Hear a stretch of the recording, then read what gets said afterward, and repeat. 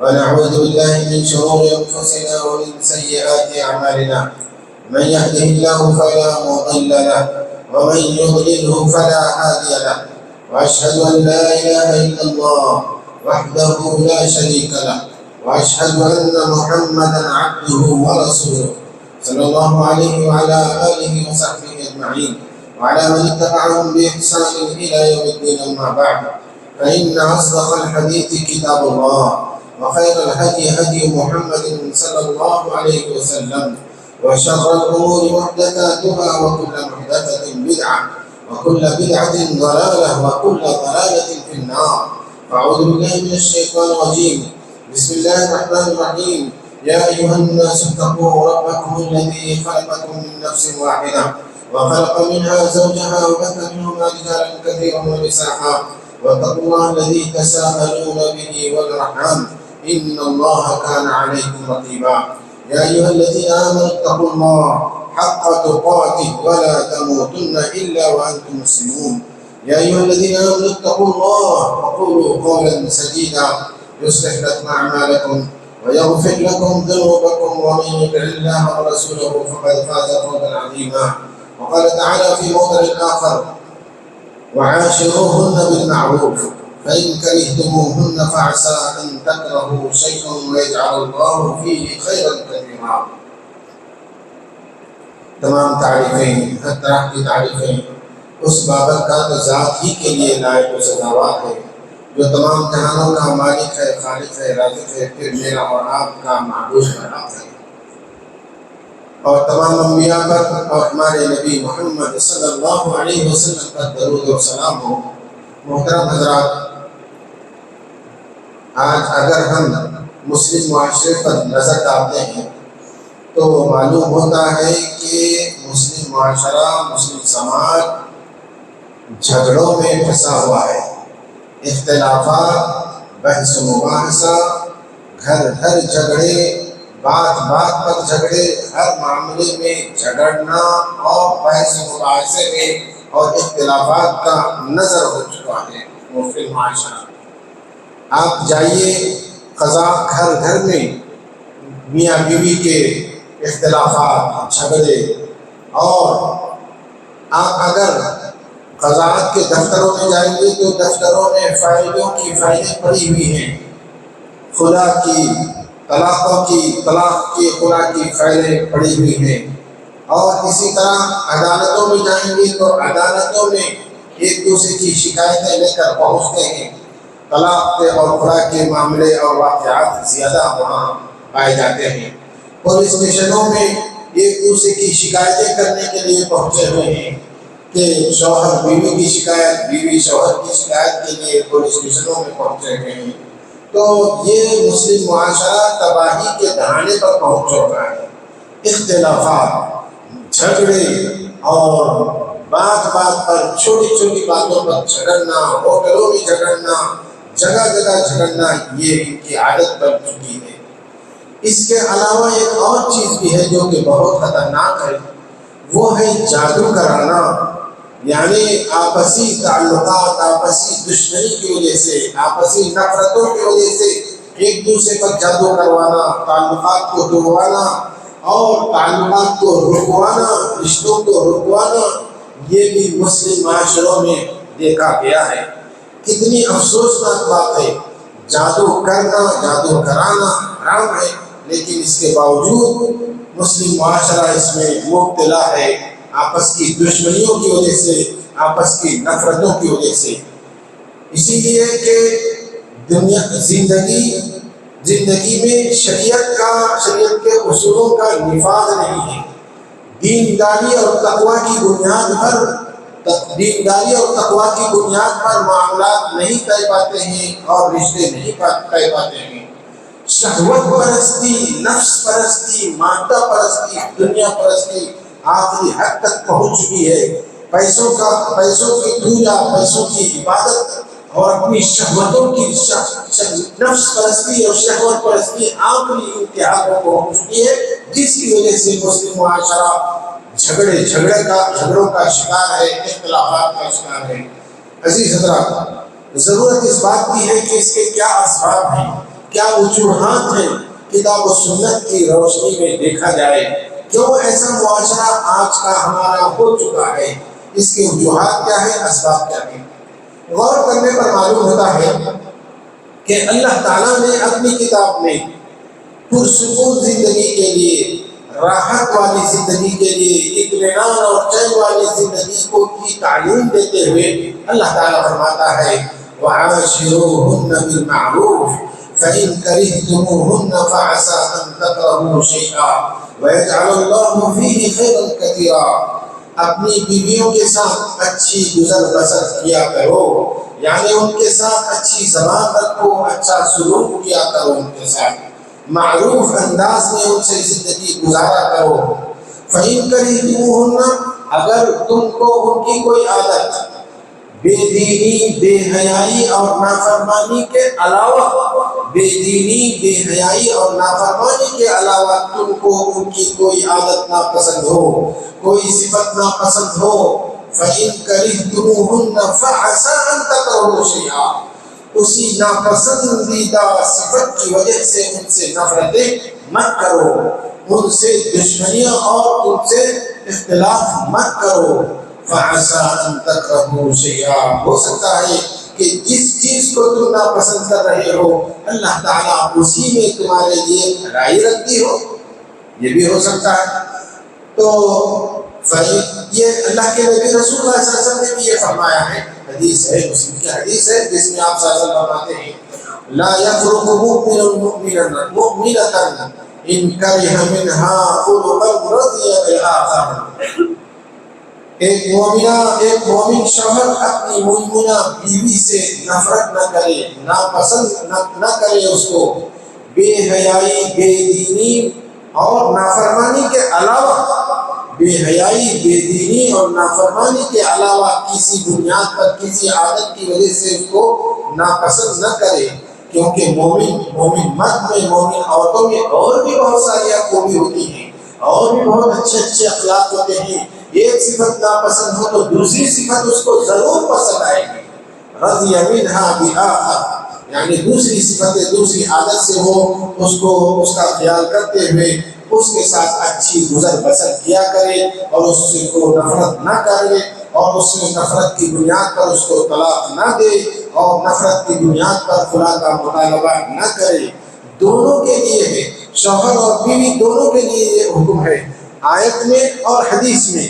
اس آیت میں اور حدیث سے یہ نتیجہ نہیں نکلتا ہے کہ ہر شخص، ہر شوہر اور ہر بیوی کا یہ چاہتی ہے کہ اس کو اپنی پسند کا بالکل ہر لحاظ سے، ہر اعتبار سے اپنی پسند کا شوہر مل جائے، اور ہر اعتبار سے، ہر لحاظ سے اپنی پسند کی بیوی مل جائے۔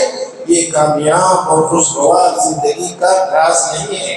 خوشگوار اور کامیاب زندگی تو یہ ہے، خوشگوار اور کامیاب زندگی کا راز تو یہ ہے کہ ناپسند کو اپنی پسند بنایا جائے۔ اگر کوئی ناپسند اس کی عادت ہے تو اسی کو اپنی پسند بنایا جائے، پسند بنا کر اس کے ساتھ سمجھوتے والی زندگی گزاری جائے، اور اس کے ساتھ محبت والی، الفت والی اور لطف والی زندگی، شفقت والی زندگی اس کے ساتھ گزاری جائے۔ دونوں ایسا کریں، دونوں کے لیے اس آیت میں حکم ہے۔ اس آیت اور حدیث میں اللہ نے اور اللہ کے نبی رسول اللہ صلی اللہ علیہ وسلم نے شادی شدہ زندگی، یعنی شادی ہو جانے کے بعد سوچنے کا ہنر سکھایا ہے، سوچنے کا فن سکھایا ہے۔ ایک دوسرے کے بارے میں کیسے سوچا جائے، کس طرح سے سوچا جائے، یہ فن اللہ نے اور اللہ کے نبی رسول اللہ صلی اللہ علیہ وسلم نے سکھایا ہے۔ فن یہ ہے، ہنر یہ ہے کہ کسی بھی عادت کو ناپسند، جو تم کو ناپسند ہے، اس عادت کو اپنی پسند بنائی جائے۔ بے حیائی، بے شرمی، بے دینی اور نافرمانی کے علاوہ، ان تین چیزوں کے علاوہ اگر کوئی چیز ناپسند ہوتی ہے تو اس کو اپنی پسند بنایا جائے۔ چاہے ہو سکتا ہے یہ سمجھے کہ اللہ تعالیٰ ہو سکتا ہے اسی نے میرے لیے بھلائی رکھا ہو سکتا ہے اللہ تعالیٰ اسی میں میرے لیے خوبی رکھا ہو۔ اور اللہ کے نبی رسول اللہ صلی اللہ علیہ وسلم نے فرمایا کہ مومن مرد میں، مومن عورت میں، مومن بیوی میں، مومن شوہر میں بہت ساری ایسی اچھی اخلاق، اچھی صفتیں ہوتی ہیں، بہت ساری اچھی عادتیں ہوتی ہیں، ان عادتوں کا خیال رکھا جائے، ان عادتوں کو اپنی نظر کے سامنے رکھ کر اپنی بیوی سے محبت کی جائے اور اپنے شوہر سے محبت کی جائے اور مودت رکھی جائے۔ یہ اللہ تعالیٰ نے اس آیت میں اور اللہ کے نبی نے رسول اللہ صلی اللہ علیہ وسلم نے اس کا ہنر سکھایا ہے اور اس کا فن سکھایا ہے، کیونکہ دینداری تقویٰ کی بنیاد پر، دینداری کی بنیاد پر، تقویٰ کی بنیاد پر ایک مومن اور ایک مومنہ استخارہ کر کے جب رشتے میں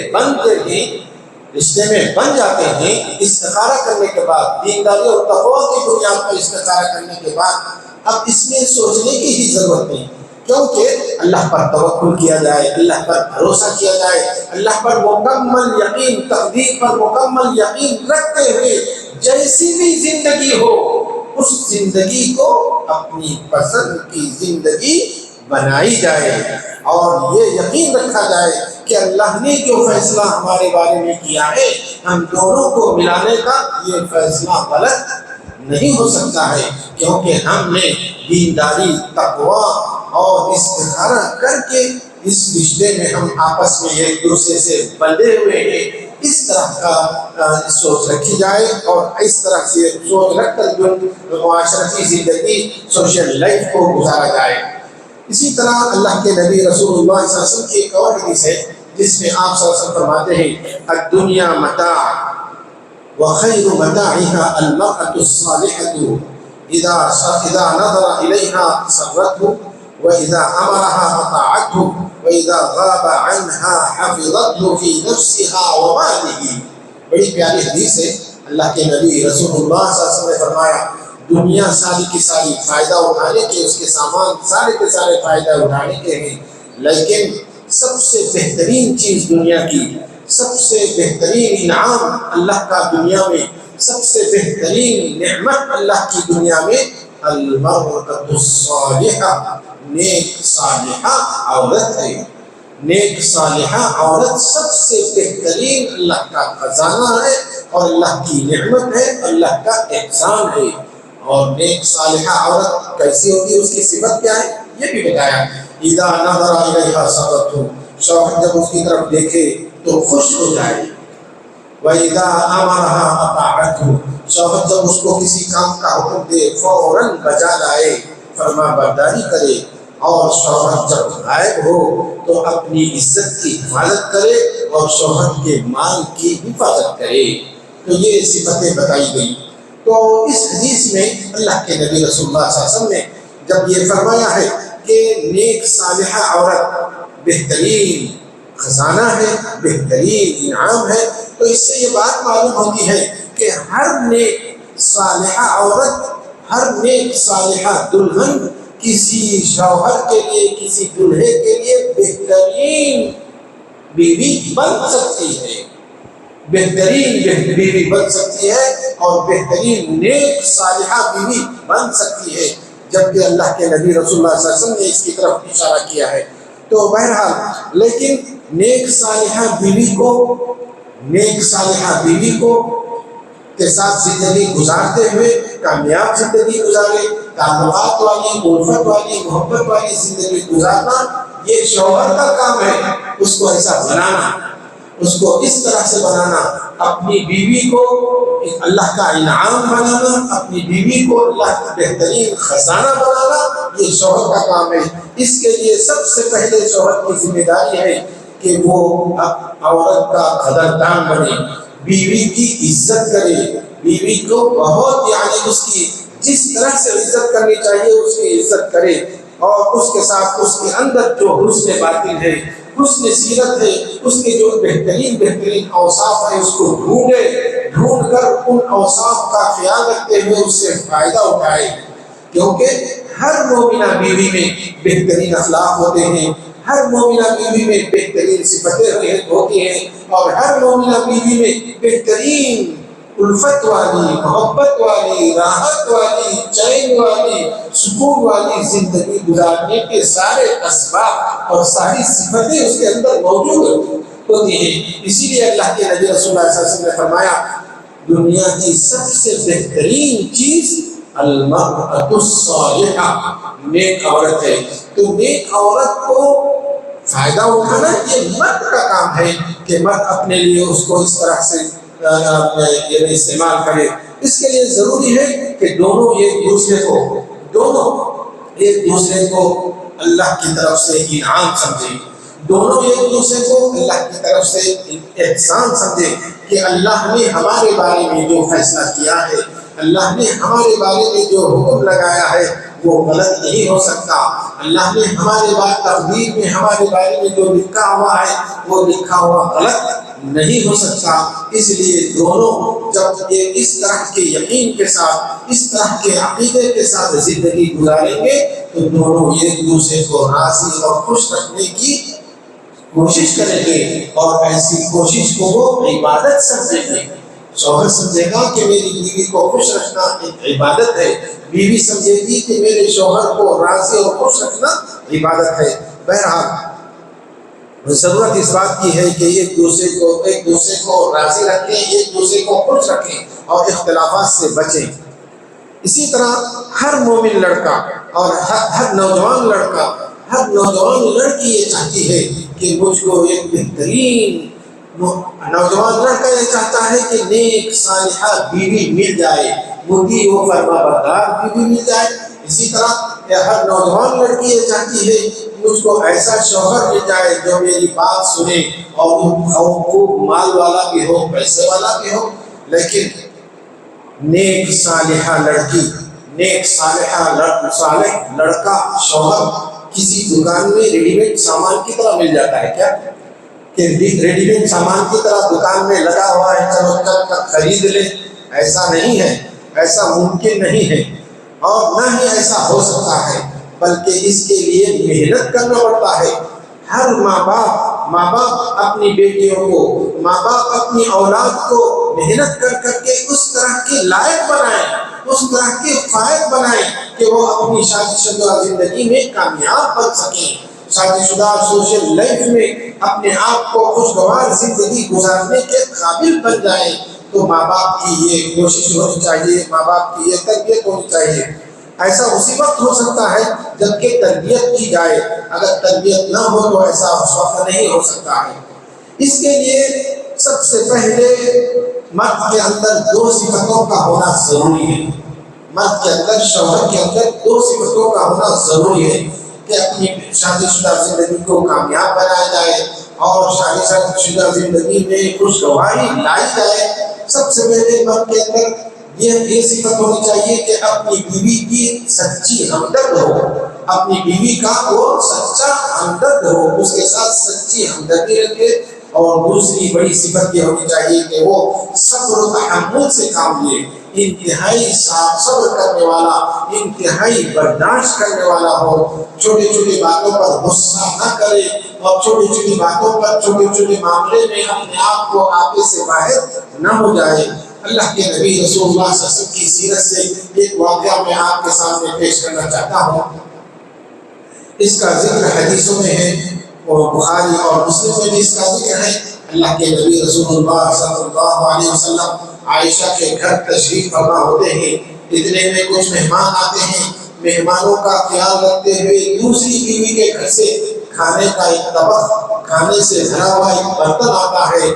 جب برتن لے کر خادم داخل ہوتا ہے تو عائشہ رضی اللہ عنہا اس کو پتھر سے مار کر توڑ دیتی ہے، پتھر سے مار کر گرا دیتی ہے، تو پورا برتن ٹوٹ جاتا ہے، دو ٹکڑے ہو جاتا ہے اور اس کا کھانا بکھر جاتا ہے، کیونکہ عائشہ رضی اللہ عنہا کے دل میں سوکن کی غیرت آ جاتی ہے کہ میرے گھر میں ہوتے ہوئے سوکن کا کھانا آئے، سوکن کے کھانا آئے اور وہ کھائے رسول اللہ صلی اللہ علیہ وسلم، اس طرح کی غیرت آتی ہے۔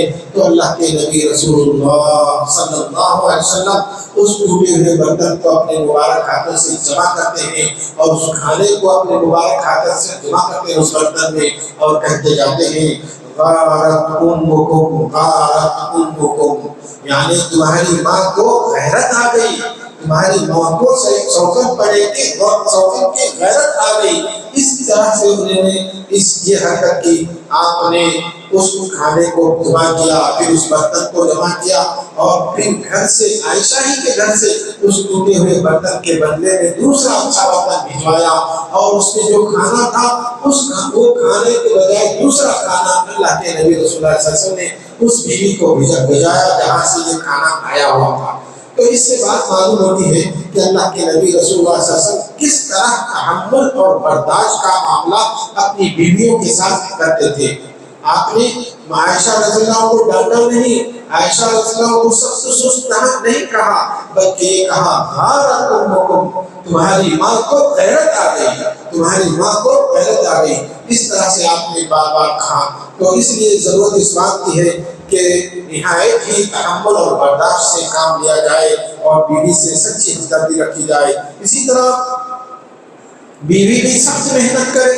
شادی شدہ زندگی، شادی ہو جانے کے بعد بیوی بھی اپنے شوہر کو خوش رکھنے کے لیے سخت محنت کرے گی تو انشاءاللہ خوشگوار زندگی، کامیاب زندگی، سوشل لائف یعنی سکسسفل لائف بن سکتی ہے.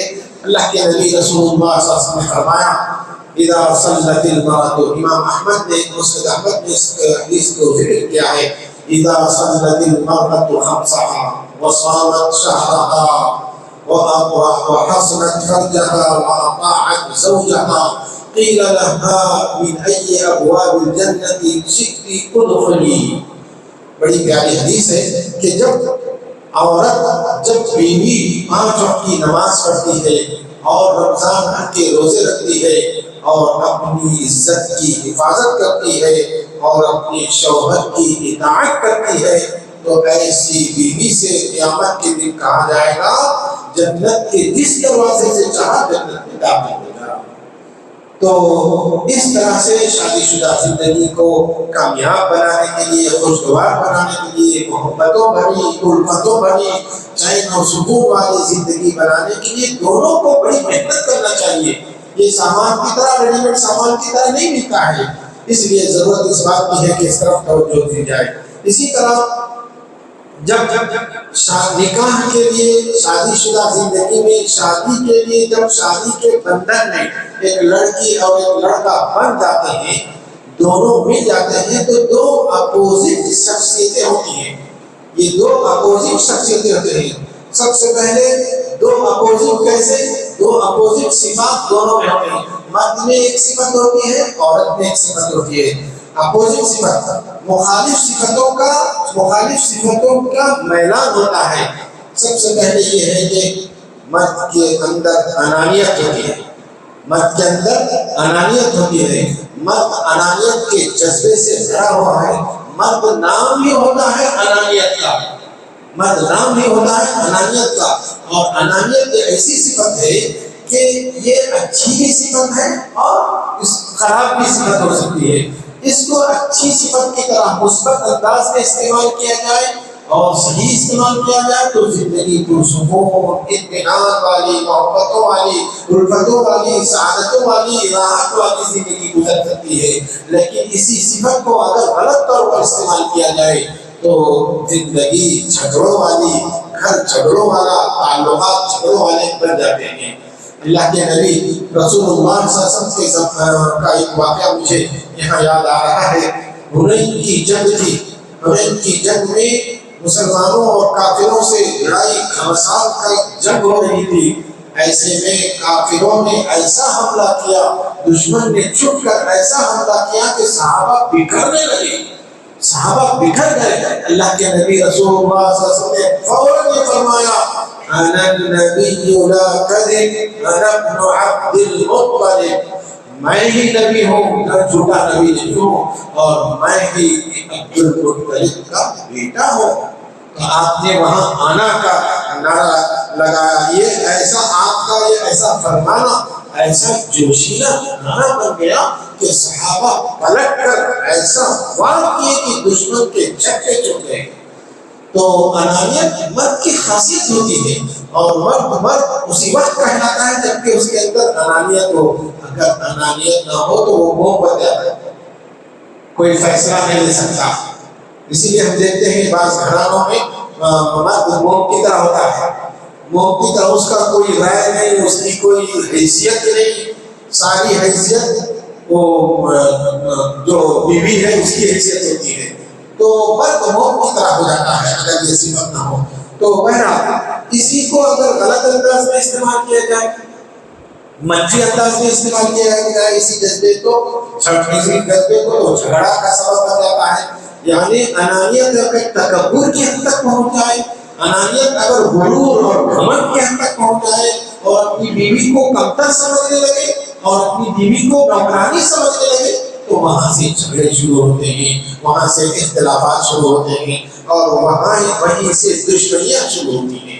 تو اس لیے ضرورت اس بات کی ہے کہ اس کو مثبت انداز میں استعمال کیا جائے۔ اسی طرح عورت کی بنیادی صفت، عورت کے اندر کی بنیادی صفت ہوتی ہے، اس کی خوبی بھی ہے وہ اور خرابی بھی ہو سکتی ہے وہ۔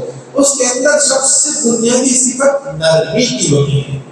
نرمی، عورت ایموشنل ہوتی ہے، جذباتی ہوتی ہے۔ عورت کا جذباتی ہونا، جذباتی ہونے کی وجہ سے وہ نرم طبیعت کی مزاج میں اس کی نرمی آتی ہے، کیونکہ اس کی جذباتی ہونا بچوں کی تربیت کے لیے انتہائی مفید ہے۔ بچوں کی تربیت کے لیے اس کا نرم ہونا انتہائی مفید ہے۔ اسی لیے اللہ نے عورت کو جذباتی بنایا ہے، عورت کو نرم صفت والا بنایا ہے، عورت کو شفقت والا بنایا ہے، کیونکہ اس کو کام کرنا ہے اپنی اولاد کی تربیت کے لیے۔ تو یہ نرمی بڑی بہترین صفت ہے۔ اللہ کے نبی رسول اللہ صلی اللہ علیہ وسلم نے فرمایا ان الرفق لا يكون في شيء الا زانه، ان الرفق لا يكون في شيء الا زانه ولم ينزع من شيء الا شانه۔ نرمی ایسی صفت ہے، ایسی خوبی ہے جس معاملے میں آ جائے، جس شخص میں آ جائے، جس آدمی میں پیدا ہو جائے، وہ آدمی خوبیوں والا ہوتا ہے، وہ آدمی کے اندر بہت ساری صفتیں، اچھی صفتیں پیدا ہو جاتی ہیں، اور جس کے اندر جس معاملے میں سے نرمی نکل جائے اور وہ معاملہ عیب دار ہو جاتا ہے، عیب والا ہو جاتا ہے، خراب ہو جاتا ہے۔ تو عورت کے اندر یہ جو جذباتی کی صفت ہے یہ بڑی بہترین صفت ہے، لیکن اس صفت کا منفی پہلو بھی ہے، اس صفت کا دوسری تصویر بھی ہے، وہ یہ ہے کہ ضد کا پیدا ہو جانا، بات میں ضدی ہو جانا، ہر معاملے میں ضد کرنے لگنا، یہ ایسی صفت ہے جس سے جھگڑے پیدا ہوتے ہیں اور آدمی کو مشکلات پیدا ہوتے ہیں۔ اس لیے ان دونوں صفتوں کا مثبت انداز میں استعمال کر کے اور اچھے انداز میں استعمال کر کے زندگی کو خوشگوار اور کامیاب زندگی، سوشل لائف کو کامیاب زندگی بنایا جا سکتا ہے۔ تو بہرحال ایک اور اکثر نوجوانوں کا خواب ہوتا ہے، اکثر نوجوان کا خواب کیا ہوتا ہے؟ ایک خوبصورت حور پری مجھ کو مل جائے، ایسی حور پری مل جائے، بہت اچھی مجھ کو مل جائے۔ لیکن اسی طرح ایک نوجوان لڑکی کی یہ خواب ہوتا ہے کہ مجھ کو بھی ایک ایسا خوبصورت اور خوب پیسے والا شوہر مل جائے، اس طرح کا خواب ہوتا ہے۔ لیکن کیا نکاح کا مقصد، کیا شادی کا مقصد ایک خوبصورت گڑیا گھر میں لانا ہے کیا؟ ایسا تو نہیں ہے نا۔ شادی کا مقصد یہ نہیں ہے کہ خوبصورت نسوانی کھلونا گھر میں لایا جائے، یہ شادی کا مقصد نہیں ہے۔ یا شادی کا مقصد یہ نہیں ہے کہ ایک خوب مالدار داماد گھر میں لایا جائے، یہ بھی شادی کا مقصد نہیں ہے۔ کیونکہ عام طور پر جو خوبصورت عورت لڑکی ہوتی ہے پرابلم والی ہوتی ہے، پرابلم والی وائف بن جاتی ہے، مسئلے مسائل والی وائف بن جاتی ہے، اور جو ہی اس کو گھر میں لایا جاتا ہے خوب مسئلے پیدا ہو جاتے ہیں۔ اس لیے جو ہے اگر اس کی تربیت نہ ہو تو ایسے مسئلے پیدا ہوتے، گھر جھگڑوں کا سبب، جھگڑوں کا انبار گھر میں لگ جاتا ہے، جھگڑوں کی آماجگاہ بن جاتا ہے، کیونکہ اور ایسی خوبصورت لڑکی کی خوبصورتی ختم بھی ہو جاتی ہے بہت تیزی کے ساتھ، جیسے جیسے عمر اس کی ڈھلتی جاتی ہے اس کی خوبصورتی اور ناک نقشہ ختم بھی ہو جاتا ہے۔ اسی طرح اگر شوہر دلہا مالدار لایا جائے تو مالداری ہے، اگر تربیت نہ ہو تو مالداری ایسی صفت ہے کہ اس سے بھی مسئلے پیدا ہوتے ہیں، اس سے بھی فتنے پیدا ہوتے ہیں، اس سے بھی جھگڑے پیدا ہوتے ہیں۔ اسی لیے جو ہے ایسا مال جو تربیت والا ہو، ایسی خوبصورتی جو تربیت والی ہو، ایمانی تربیت والی ہو، ایسا مال جو ایمان کی تربیت کے ساتھ ہو، اس طرح کا مال بہت پسندیدہ ہے۔ اللہ کے نبی رسول اللہ صلی اللہ علیہ وسلم نے ایسے مال کی تعریف بھی کی ہے، نعم المال الصالح للرجل الصالح، نیک مال کیا ہی خوب اچھا ہوتا ہے نیک آدمی کے ہاتھ میں۔ نیک آدمی کے ہاتھ میں حلال مال کیسی بہترین، کیسا بہترین مال ہو، کیسی بہترین صفت والا وہ شخص ہوتا ہے۔ تو اس طرح سے اچھے مال کی، صالح مال کی اللہ کے نبی رسول اللہ صلی اللہ علیہ وسلم نے تعریف بھی کی ہے اور نیک آدمی کی بھی تعریف کی ہے۔ تو بہرحال اگر مال کے ساتھ تربیت نہ ہو تو مال پریشانی والا ہو جاتا ہے اور مال فتنوں والا ہو جاتا ہے۔ اسی طرح خوبصورتی کے ساتھ تربیت نہ ہو، ایمان والی تربیت نہ ہو، یقین والی تربیت نہ ہو، اطاعت والی تربیت نہ ہو اور فرما برداری والی تربیت نہ ہو، تو ایسی خوبصورتی بہت سے مسائل پیدا کرتی ہے اور بہت سارے گھر کو اختلافات اور جھگڑوں کی آماجگاہ بنا سکتی ہے۔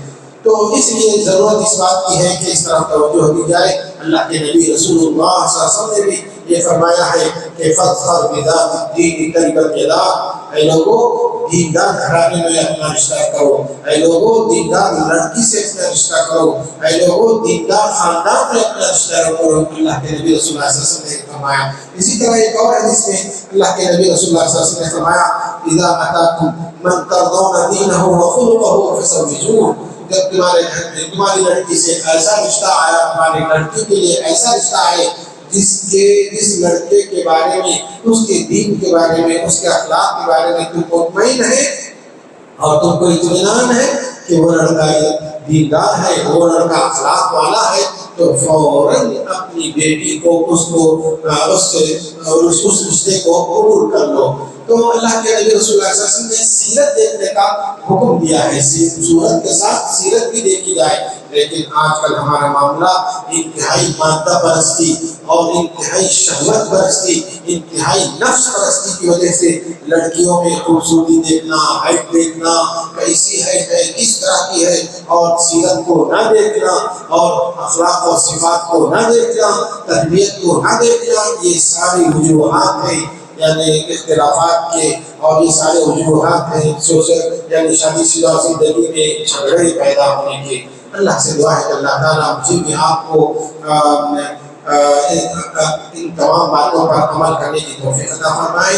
اس کے علاوہ شادی شدہ زندگی میں اور بھی بہت سے اسباب ہیں، جیسے ماؤں کا رول، اسی طرح ساس بہو کے جھگڑے، یہ کیسے کتاب و سنت کی روشنی میں یہ اس کے بارے میں ہم کو سمجھنے کی اور جاننے کی ضرورت ہے۔ اگر موقع ملے تو انشاءاللہ اور بھی بہت سارے نکات اس اعتبار سے بولنے کی کوشش کریں گے اور بتانے کی کوشش کریں گے۔ اللہ سے دعا ہے کہ اللہ تعالیٰ مجھے بھی آپ کو عمل کرنے کی توفیق عطا فرمائے۔